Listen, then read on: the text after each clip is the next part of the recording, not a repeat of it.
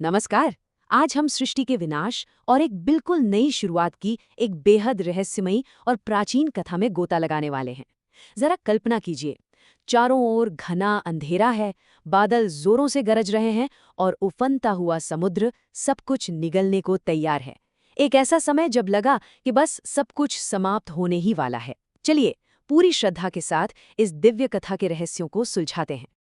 अब जरा सोचिए, क्या होगा अगर पूरी दुनिया अचानक जल में डूब जाए, बचने की कोई उम्मीद न बचे और ऐसे महाप्रलय में मानवता को बचाने स्वयं भगवान आए। आज के इस खास विश्लेषण में हम भगवान विष्णु के सबसे पहले अवतार यानी मत्स्य अवतार की उसी रोंगे खड़े कर देने वाली कथा को विस्तार से समझेंगे। तो हमारा पहला खंड है, क्या मानवता बच पाएगी। आइए समय के पन्नों को थोड़ा पीछे पलटते हैं और देखते हैं कि आखिर ये सब शुरू कैसे हुआ। ये उस युग की बात है जब दुनिया में धीरे धीरे अराजकता और अंधकार अपने पैर पसार रहा था। ऐसे समय में एक अत्यंत ज्ञानी और दयालु राजा हुआ करते थे, सत्यव्रत। एक दिन वो शांत नदी के किनारे पूरी श्रद्धा से अपनी प्रार्थना में लीन थे। उन्हें इस बात का जरा भी अंदाजा नहीं था कि अगले ही पल उनके हाथों से पूरी मानवता के इतिहास का सबसे बड़ा चमत्कार होने वाला है।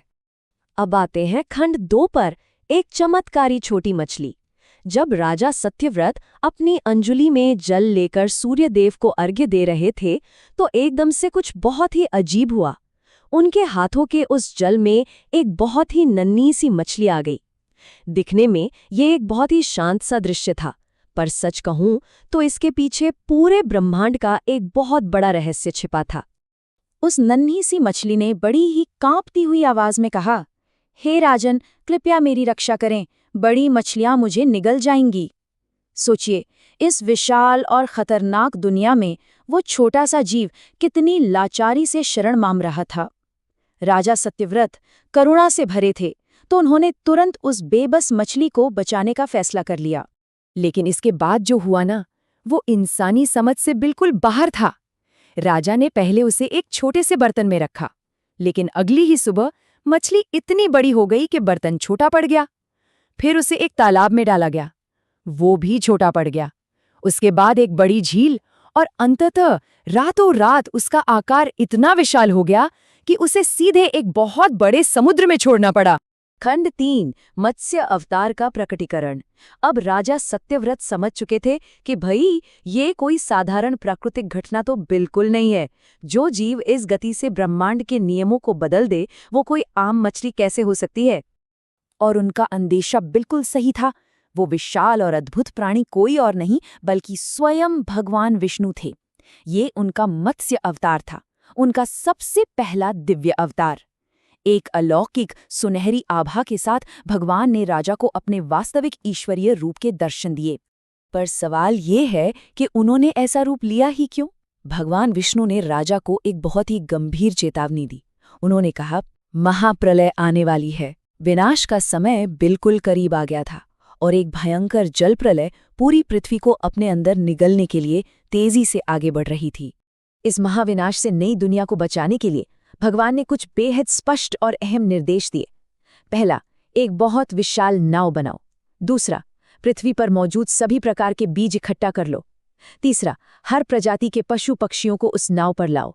और सबसे जरूरी बात, पवित्र ज्ञान और वेदों को भी उस नाव में सुरक्षित रखो, ताकि आने वाली नई दुनिया कभी अज्ञानता के अंधेरे में न रहे। खंड 4, महाप्रलय और दिव्य नौका।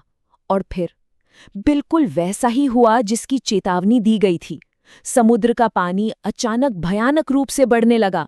आसमान से मूसलाधार बारिश शुरू हो गई और देखते ही देखते पूरी पृथ्वी उस अथाह जल राशि में डूबने लगी। चारों तरफ सिर्फ और सिर्फ तबाही का मंजर था।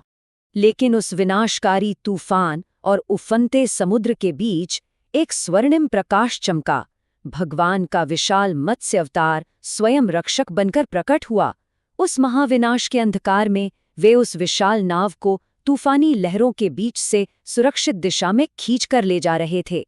यह दृश्य सच में ईश्वरीय करुणा की सबसे बड़ी मिसाल है। खंड 5, विश्वास और मार्गदर्शन। अब देखिए, ये घटना सिर्फ एक पुरानी कथा नहीं है। जब हम इसका विश्लेषण करते हैं तो हमें आज के अपने जीवन के लिए बहुत बड़ा सबक मिलता है। इस पूरी कथा का सबसे महत्वपूर्ण सार यही है कि अटूट विश्वास, आपकी बुद्धिमत्ता और सही समय पर की गई तैयारी, ये वो चीजें हैं जो सबसे गहरे और भयानक तूफानों में भी आपको बचा सकती हैं। राजा का वो विश्वास और ज्ञान को सहेजने की उनकी सोच ही थी जिसने उस दिन जीवन की रक्षा की। तो हम इस शानदार विश्लेषण के अंत में आ गए हैं। क्या आपको भी इस दिव्य कथा से प्रेरणा मिलती है? जरा सोचिए, कैसे एक छोटी सी मछली पूरे ब्रह्मांड की रक्षक बन गई। मत्स्य अवतार हमें सिखाता है कि विश्वास और सही मार्गदर्शन सबसे कठिन समय में भी हमारी रक्षा करते हैं। जय श्री हरि विष्णु। ऐसी ही दिव्य कथाओं के लिए फॉलो, लाइक और शेयर जरूर करें।